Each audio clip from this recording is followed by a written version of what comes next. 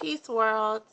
Forgiveness is an internal and inside job. And as much as we want to make other people responsible and hold them responsible for the things that they've done in our lives, which on a level we do adjust according to how people are treating us or whatever, ultimately forgiveness is internal. And a lot of times we get caught up on the why. Why did they do this to me? Why didn't they do that? Why couldn't they? And that's our insecurity and our need to understand what we did wrong. Because in essence, we always feel like I must have did something wrong if he didn't do that, or I must have did something wrong if she stopped calling me. I must have done something wrong if she stopped coming by. Not necessarily. Life changes, people change, and to discard the fullness of a relationship you had with a person based on one or two incidences, no matter how horrible, is unfortunate because all of those other things also created who you two were together. So we got to get past the wanting to understand why. Why doesn't matter. Why? Ask why. Literally, why ask why? And the point is, how do you get to the space and the place within yourself where you allow healing to take place, regardless of why? You know, um, I'm learning more and more love is never absence. Either we love well or we love sick. And most of us love sick. You know, we're loving from a place of need, necessity, hurt, fear, wanting to be rescued, saved, obligation, duty, responsibility. And it's not a genuine letting go in love. And lately I've had to practice that a lot, like letting people be who they are. We say we're going to let people be who they are, but we don't. We don't. And we hold them accountable in ways that is not, that we don't even hold ourselves accountable. You know? And so lately I've had to walk in another level of forgiveness, and I realized no matter what a person does is hurt you, that forgiveness work is so internal. Like, they could turn their whole life around. They could try to do everything right. They could say all the right things. Like with my ex, when we're around each other, it's like every second I want him to be saying, I'm sorry, I'm sorry, I'm sorry, I'm sorry, I'm sorry, I'm sorry, I'm sorry. I was stupid, I was stupid, I was stupid, I was stupid, I was stupid. You're the best, you're the best, you're the best, you're the best. It's like I want that on repeat. I mean, he shouldn't breathe for saying that sometimes. That's how I feel, because it's like I want him to make it better, and he can't. It's my job. You know, does it take time? I don't know what it takes. I know it takes effort. I know it takes intention. I know it takes focus. I know it takes me saying, hey, at the end of the day, all of us are doing the best we know how to do. You know, you look at the worst individual, and I guarantee you that on some level, what they're doing is to try to make themselves feel better. So everybody's doing that. What you're doing is because you want to feel good. Everybody's trying to feel better. This system has all of us, as my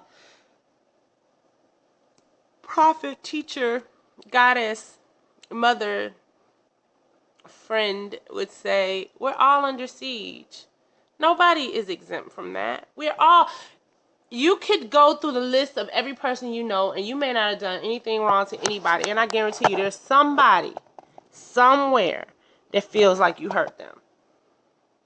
You could have been there for them every time they call, but that one time, and they will hold that against you. And they will tell somebody, when I needed her the most, she wasn't there. We've all let people down. We've all disappointed people. We've all turned our back, in a sense, on someone in some form or fashion, even if it's just responding to what they did to us. I have, most of my ex-boyfriends and I are really close and cool. I have one ex-boyfriend that after what he did, I still haven't talked to him. It's been years now, years. And, I mean, I didn't have anything to say to that brother at all. And I was thinking the other day, sometimes I think about him, I want to find him and just see how he is, because when you love somebody, that love does not cease to be because you don't work out, or you can't make the relationship work, or you're not manifesting this whatever. It doesn't stop because of that. When you love somebody, you love them. And I think we have this tendency to want people to be held accountable according to how we can see it and how we can understand it. But if we understand the universe and we trust, like we say, don't we know that we're all held accountable for our actions? Who gets away with anything? I don't care how it looks. Who really gets away with anything? Universally speaking, no one. It's inside of us. Everything we do is inside of us. Everything we say and think. I remember Baba Roberts telling me one day, I was like, I was really kind to my ex. And he said, then you were being kind to yourself, because you can't be unkind to someone else and not be unkind to you. Think about the people you're angry with, or you're hurt, you're mad at, or betrayed by, or whatever. And think about how painful it is still for you to be holding that over them. You have to forgive. You have to let go. You have to understand that people are people. And I'm not making excuses. That's not to say that we can't do better. But it is to say that we all fall down at some point. And the why doesn't matter. Like, I love when people say, well, I need closure. Closure does not come from outside of you. There's nothing anyone can tell you that can make hurting you okay. Cheating on you, okay. Lying to you, okay. Betraying you, okay. Stealing from you, okay. No excuse. I needed rent money. I was about to lose my house. Okay, then you would say, but why didn't you ask me? You didn't have to take from me. I would have tried to help you. It would never give you. That is internal work. It's internal work. So I was thinking about the Michael Jackson song. It says, the love you save may be your own. Darling, look both ways, or someday you'll be all alone. You better stop. The love you say may be your own. Baby, take it slow before you cross me. You're headed for a danger zone. I thought about that and I was like, the love you save may not be your own. It is your own. The love you save is your own. The forgiveness you grant is your own. And then I want to say this too. I'm so sick of enlightened beings trying to get so far away from humanity. We did not come to break the curse of humanity. We came to embrace and lift humanity. You're not running from this experience. We have a very escapist mentality. We want to sin and leave everyone and everything behind. Ascension is essential to what we came to do, as in raising the vibration, but it's not a means of escaping the people who are beneath us and who don't get it. And first of all, let me say this. There is no enlightened being that is not still attaining enlightenment. You don't arrive at enlightenment and stop. You continue to be enlightened if you understand that you're immortal and infinite and constantly growing and evolving and becoming something other than what you think you are in this body, in this form. We chose to come in form, in this form. So why do we live an escapist vacation type attitude? Like I keep telling people, I'm not escaping anything anymore. My life is a vacation. I don't need to go out of town. I like going out of town. I ain't got to go to Costa Rica. I ain't got to go to Brazil. I ain't never got to go to Africa. Africa's in me. I live Africa all over this place. Everywhere I go, I'm in touch with the motherland. Now that makes people mad because that might sound like I don't want to go. No, it's we gotta quit becoming so A and B about stuff that is beyond A and B. Like there are no letters for what we're developing within ourselves. It's infinite. So somebody asked me the other day, I don't know what your knowledge of self is, and I just wanted to say, what is knowledge of self? Like, is it containing to the earth, pertaining to the earth? What is knowledge of self? You ask anybody, it's different for everybody. It's so different for everybody. I don't know. I'm just in a space where I'm not trying to run and hide. And we've been taught to hide so much that there are so many layers of us. So many emotions, so many thoughts, so much pain, so much anger, so much love, so much joy that we are so disconnected from that is actually running our now. It's running us. We live in fear of that which is good. I think about it, I'm doing my cleanses and I do enemas, and people say, you do an enema every day? Every day? You do an enema every day? And I think about when I was eating candy bars every day, 2 and 3 times a day. Nobody questioned me about oh, you eat candy bars every day. When I was only drinking soda and didn't drink water, nobody said, you drink soda all day, every day. When I was eating cheeseburgers and going to fast food 2-3 times a day, nobody said, oh, you eat cheeseburgers and french fries every day. But if I say I'm doing something like not eating meat anymore, what? You don't eat meat? What you do for protein? I don't drink milk anymore. Oh my God, what do you do for calcium? Calcium is in almond milk. What are you saying? Well, what do you do for that? What do you do for this? Are you sure that's good for you? Well, I think it's a hell of a lot better than sucking down ice creams and candy bars and potato chips all day. Do you see that? Do you watch people who love somebody and start, I don't want to be vulnerable. I don't want to open up, but yet we dream about love all the time. I just want to be loved. Everybody is in a condition of wanting love. And I was saying this, and this is what I want to get back to enlightened beings. Yes, the work we do is in ourselves, but we have to understand we don't need people, but we need relationships. This vehicle, this particular machine does not come out like other babies. We don't come out walking. We don't come out running. We don't come out even speaking. Our first 2 years are remotely spent, completely dependent. I'm getting a phone call. They're going to have to wait. Completely dependent on how we're going to handle certain said situations in life. I mean, we need other people to take care of us. Let me tell him 1 second. Sorry, guys. I apologize. So we have to get to a space where we understand we are constantly in need of relationship. Much of our growth, if you take babies, there was an orphanage in Russia where the babies were being fed, but they were never being held. They were never getting any attention. They were never getting any kind of nurturing. Those children developed very slowly. There was nothing wrong with them physically, but their minds didn't develop. Their speech didn't develop.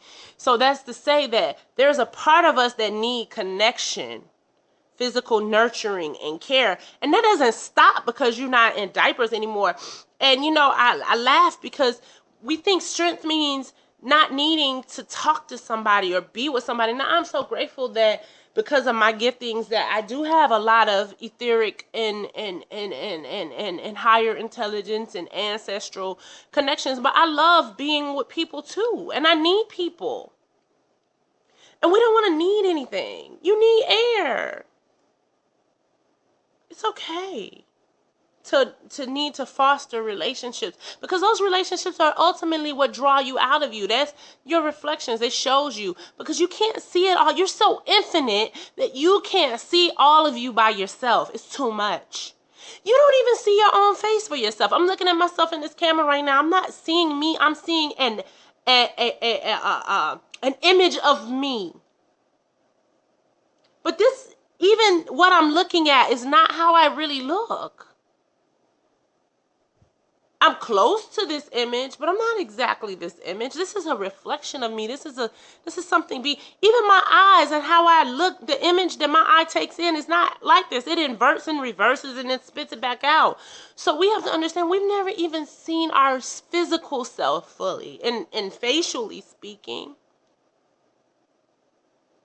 How do we think we're going to see the infinite unformed self all by our little lonesome? We came here to play with each other and work with each other and heal each other and love each other and remind each other that we could do this. And yet everything that we've been trained to do constantly separates us from ourselves. You know why I can't give up on humanity? Because to give up on every person out there would be to give up on me. To say that person can never change and that person is just the devil and that person is just evil is to say, so am I. They're a part of me. I'm not separate from them. I'm not separate from them. No matter how much I want to think, because, and that's why I'm saying it's elevated, and I worry when I hear words like like-minded. What does that mean? Does that mean think and act just like you?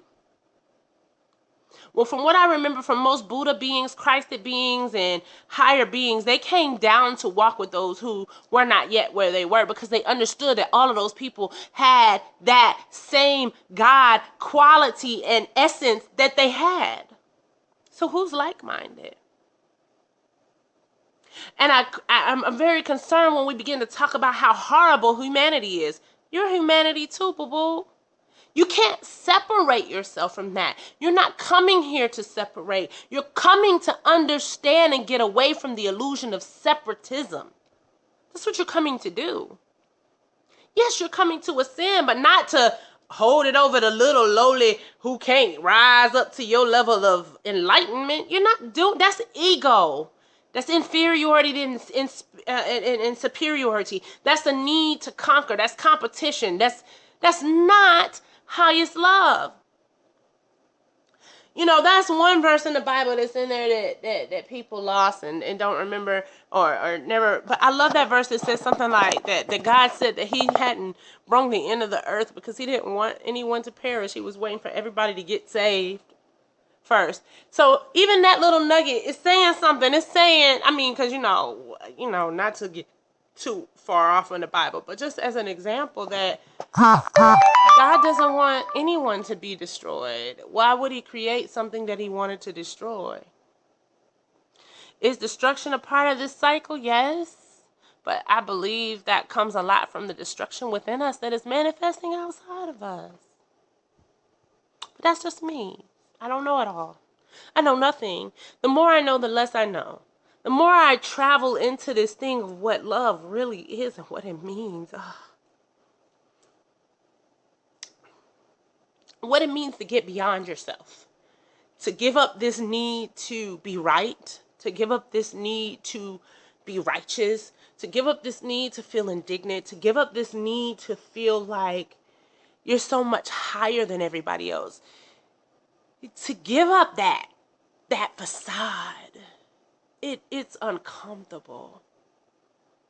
So we become enlightened, and then we want to hold it over those and then we don't even realize we're always enlightening. Who is enlightened to the point that they're not still growing, evolving, becoming, and learning? Who is not still restructuring their cellular makeup to come back into its fullness and its wholeness and its entirety, because we have been so fragmented. And that's what kills me. We want to pick up the pieces of life, but we don't even want to pick up the pieces of ourselves. How can you pick up your life when you are leaving yourself fragmented all out through the cosmos and through certain situations? And that's why doesn't matter, because why is not the cure for what happened to you. What is the cure? What are you going to do now? Yes, they suck. Everybody's miserable but you. You're the only one who loves. You're the only one who gives. Okay, that may be true. Now what?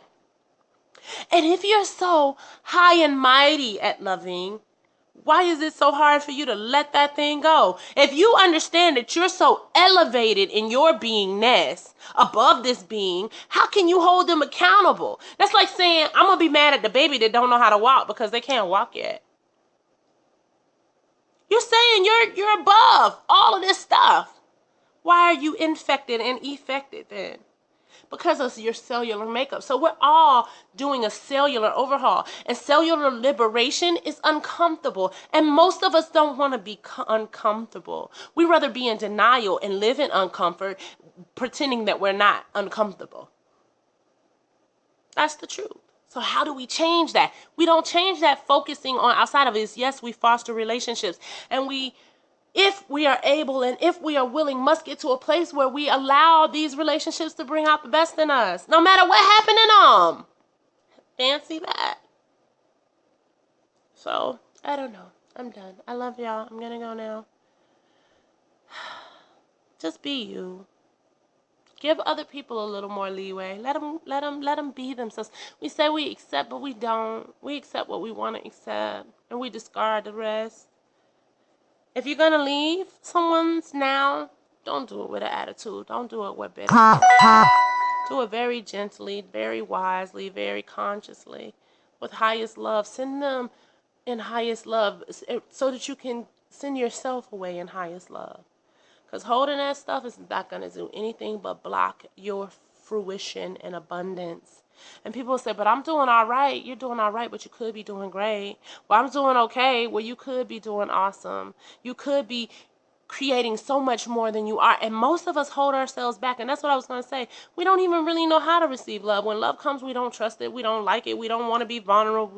We don't want to open. We stay away from things that open us, and we keep doing the things that constantly close those doors and lock the key. See, this is why I don't do that. That's why I don't mess with those kind of people. That's why I don't trust them kind of people. And so what you end up doing is creating a reality that upholds that kind of mentality, and you keep coming across people that locks the doors in your heart and locks the doors in your mind, and then you feel justified because you have all of these experiences to explain why you're not creating what you really want. And on and on, I love you. Create what you really want. Stop holding on. Let go. Release. Do an enema. Get that shit up out you. It feels good to let go of that shit. Let go of that shit. I felt like Chris Tucker. I think he's sexy. Anyway, let go of that shit. Let go of that shit. Get it outside of you where it can be useful. So it can fertilize some shit. It ain't fertilizing nothing in you. It's just backing you up. It's blocking you.